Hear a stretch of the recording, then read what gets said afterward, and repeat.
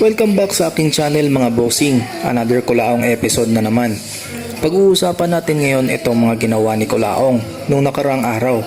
Si Norman pumunta sa ombudsman para mag-file ng kaso against Commissioner Ralph Calinisan. Eto, panoorin nyo.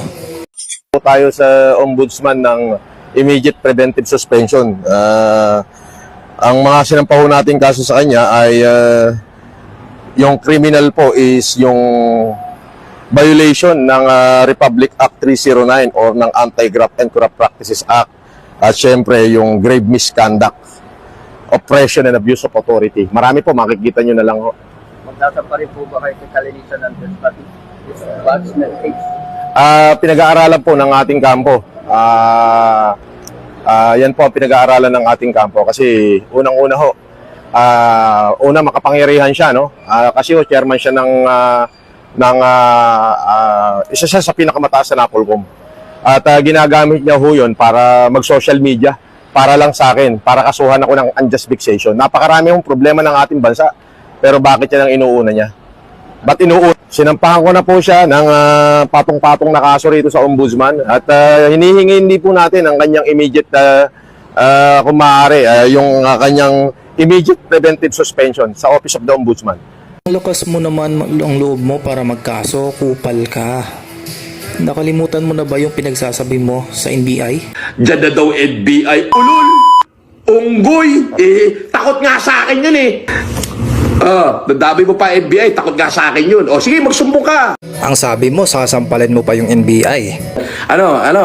Pupunta ka rito, dala mo NBI, sasampalin ko kayo, pati yung NBI na dadalhin mo rito, sasampal-sampalin ko sa mukha hanggang sa dumugunguso. Kaya record mo yung sinasabi ko. About sa NAPOLCOM. Hindi naman sila kilala sa lipunan. Gagamitin ng aking pangalan, babateryahin ako para magkaroon sila ng pangalan. Kasi sa sarili nila, ang pagkatao, hindi nila kayang gumawa ng pangalan. Yun ang totoo noon.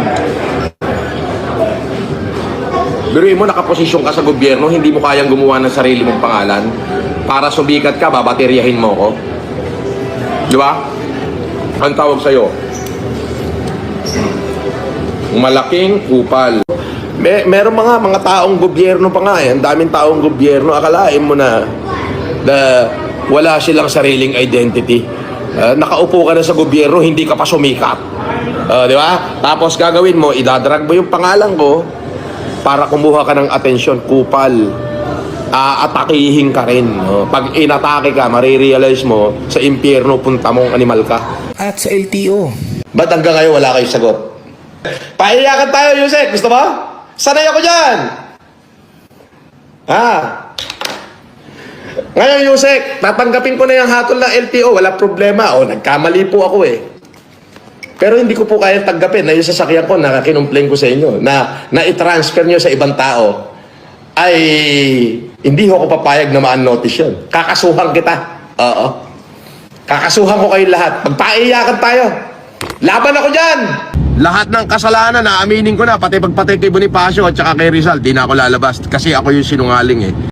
Totoo naman, sinungaling ka.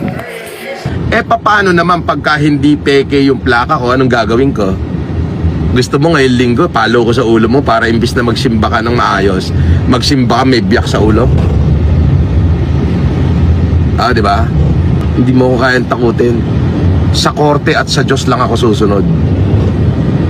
Sa korte, sa Diyos, at sa pakiusap ng mabubuting tao, doon susunod ako. Pero sa'yo, sa kalbong katulad mo, kupil ka nga daw eh. Trabaho ba ng isang ASEC? Bremo, Assistant Secretary, Chief. Assistant Chief Secretary. Marcus Lacanilaw. Chismoso. Siyempre, sinabi ni Commissioner Ralph Calinisan sa post niya kahapon.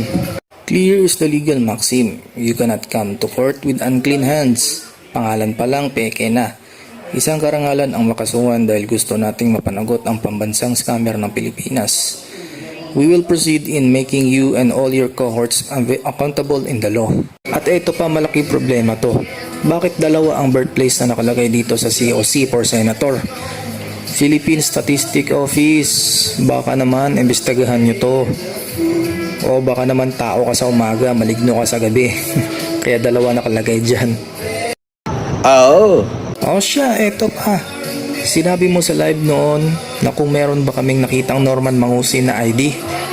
At di kasi Norman Mangusin, sabi mo. Meron ka ba nakitang ID na Norman Mangusin? Kung ako nga, hindi makakuha ng ID nun eh. Pagpipilitan mo pa.